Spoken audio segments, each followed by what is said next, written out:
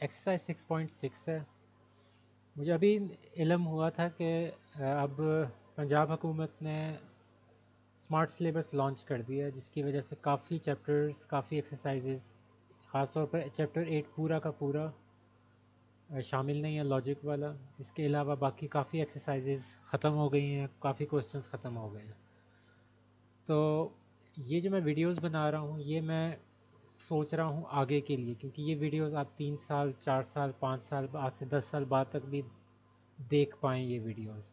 Smart syllabus 1 साल के लिए होगा, 2 साल के लिए होगा, ये इससे ज़्यादा के लिए मुझे नहीं लगता कि एप्लीकेबल होगा ये स्मार्ट सिलेबस।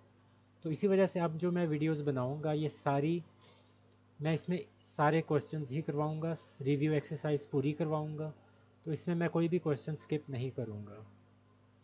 तो आप लोगों को जो स्मार्ट सिलेबस है आप उस हिसाब से चलते जाएं, क्योंकि जाहिर सी बात, अब स्मार्ट सिलेबस है तो ख़त्म तो नहीं कर सकते। आपने ये वाले क्वेश्चंस अगर नहीं देखने तो ना देखें, 6.6 वैसे भी नहीं है उसमें, तो ना देखें। लेकिन ये है कि आगे, क्योंकि मैंने वीडियोस बार बार तो बनानी नहीं है, ये एक दफ़ा बनाऊंगा, ये पूरी एक तरह से आर्काइव हो जाएगी, पूरा सेट हो जाएगा। तो इसीलिए इसी सोच के साथ मैं अब सारी वीडियोस में मैं कोई क्वेश्चन स्किप नहीं करूँगा, और सारे क्वेश्चंस, रिव्यू, एक्सरसाइज सारे ही मैं करवाऊँगा। तो क्वेश्चन नंबर 1 है एक्सरसाइज 6.6 का। इसमें है कि angle of elevation of the top. इस क्वेश्चन को इस तरह समझ लें कि आप, एक फ्लैग पोल है,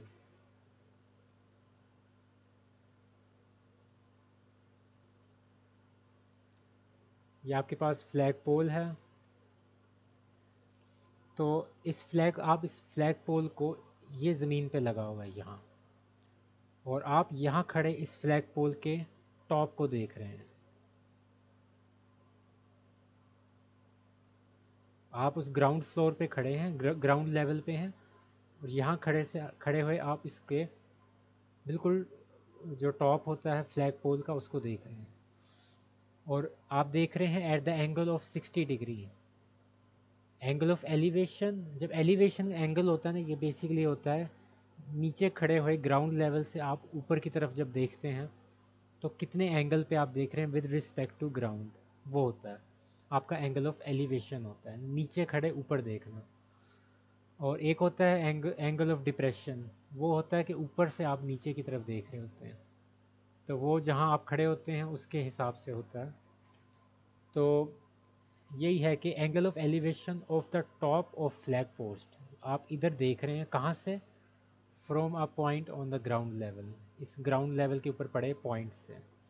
और ये जो पॉइंट है, आप देख रहे हैं 60 डिग्री, पहले मैं ये बात कर लूँ, 60 डिग्री एंगल से देख रहे हैं। उसके बाद ये जो पॉइंट है जहाँ मैं खड़ा हुआ हूँ या जहाँ आप खड़े हैं, it is 40 metres away from flag post. तो उस पॉइंट से लेके उस फ्लैग पोस्ट के नीचे का लेवल, इसका जो डिस्टेंस है वो 40 मीटर है। अब ये डायग्राम मैंने एक तरह से रफ बनाई थी, अब इसी चीज़ को मैं ट्रांसलेट कर सकता हूँ एक ट्रायंगल के अंदर।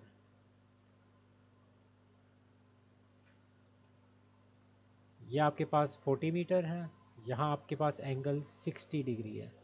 उन्होंने क्या कहा है, find the height of post, यानी कि ये जो आपकी फ्लैग पोस्ट लगी हुई है, फ्लैग पोल लगा हुआ है, इसकी हाइट निकालना है। ये वाली साइड आप निकालनी है, हाइट कितनी है।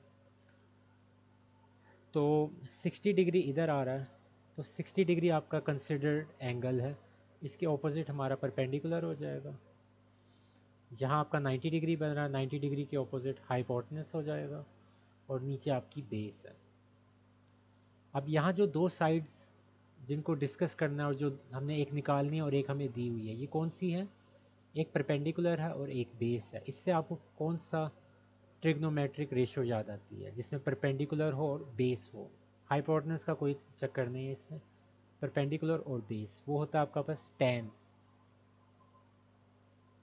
और क्योंकि यहाँ 60 डिग्री है तो 60 डिग्री, टेन 60 डिग्री क्या हो जाएगा, परपेंडिकुलर ओवर बेस।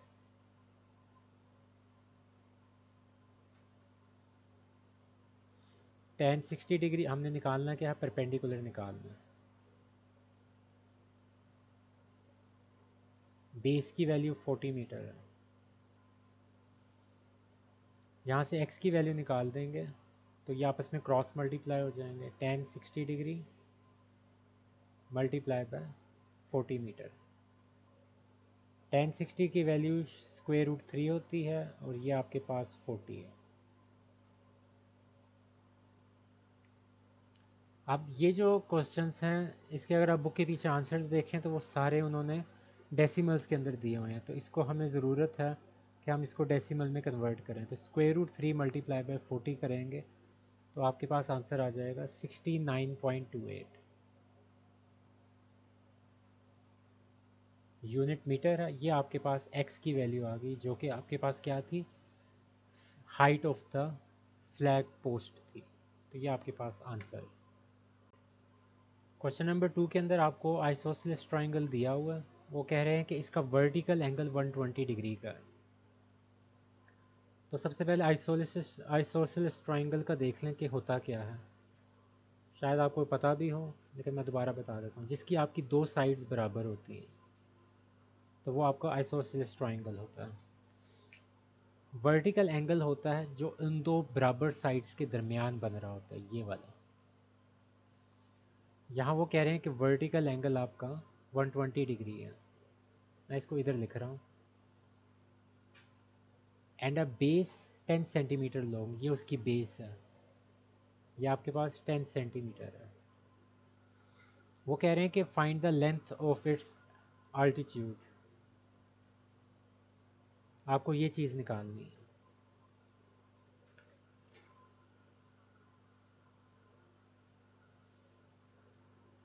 अब इस क्वेश्चन के अंदर क्योंकि वर्टिकल एंगल है, दो साइड्स बराबर है। अब ये जो मैंने रेड लाइन लगाई है ना, क्योंकि ये आइसोसेलेस ट्राइंगल है, इस वजह से आपकी ये जो रेड लाइन बीच में लगी है, इसकी वजह से अब ये आपकी जो ट्राइंगल है ये आधा आधा हो गया, बिल्कुल सेंटर में लगा है ये। वो सिर्फ उस टाइम होता है जब आपकी ये दोनों साइड्स बराबर हों। ये सिर्फ आइसोसेलेस ट्राइंगल के अंदर ही होता है। अगर आप बीच के अंदर एक आल्टीट्यूड बनाएं जो कि 90 डिग्री होना चाहिए, इधर भी 90 डिग्री इधर भी, तब जाके आपके जो होते हैं दो हिस्से हो जाते हैं। अब इसमें हम क्या कर सकते हैं, एक चीज़ देखें। अगर आपके पास 120 डिग्री ये पूरा था तो जाहिर सी बात है अब ये भी आधा हो गया होगा, तो 60 डिग्री इधर रह गया, 60 डिग्री ही इधर रह गया, और नीचे आपके पास टोटल 10 सेंटीमीटर था वो भी आधा हो गया। 5 सेंटीमीटर इतना हो गया और 5 सेंटीमीटर इतना रह गया। तो इसमें से आप ऐसा करें कि इसमें से कोई एक साइड, एक ट्राइंगल पकड़ लें क्योंकि ये दोनों आइडेंटिकल ट्राइंगल्स हैं। मैं इसका लेफ़्ट साइड वाला ट्राइंगल ले रहा हूँ। तो ये 90 डिग्री, ये आपका 60 डिग्री बन रहा है, ये 5 सेंटीमीटर है, और आपने ये एक्स साइड निकालनी है, यानी कि ये जो आल्टीट्यूड जा रहा है उसकी हाइट। अब इसके अंदर दोबारा देख लें कि आप एंगल कौन सा है। ये कंसिडर्ड एंगल है 60 डिग्री, तो 60 डिग्री के सामने परपेंडिकुलर, 90 डिग्री के सामने आपका हाइपोटेनस, और रिमेनिंग साइड बेस। फार्मूला लगा दें। एक एक्स है जो हमने फाइंड करना है, एक 5 सेंटीमीटर है जो हमें दिया हुआ है। ये दोनों जो साइड्स हैं ये परपेंडिकुलर बेस वाली रेशियो बन रही है, ये tan आ जाएगा। और tan कौन सा होगा, tan 60 डिग्री। परपेंडिकुलर यानी कि 5 सेंटीमीटर ओवर बेस यानी कि x इधर आ जाएगा, tan 60 नीचे चला जाएगा।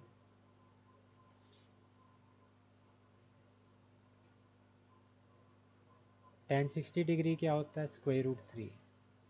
तो यहाँ से x की वैल्यू आ जाएगी 5 डिवाइडेड बाय स्क्वायर रूट 3, तो ये 2.88 कुछ बनेगा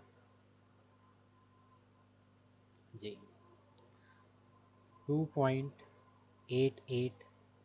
और यूनिट हमारे पास सेंटीमीटर चल रहा है तो सेंटीमीटर हो जाएगा। तो ये आपके पास इसकी हाइट आ जाएगी। ये जो रेड लाइन लगाई थी ये बेसिकली यही चीज़ है। तो ये आपका लेंथ ऑफ इट्स आल्टीट्यूड आ गई।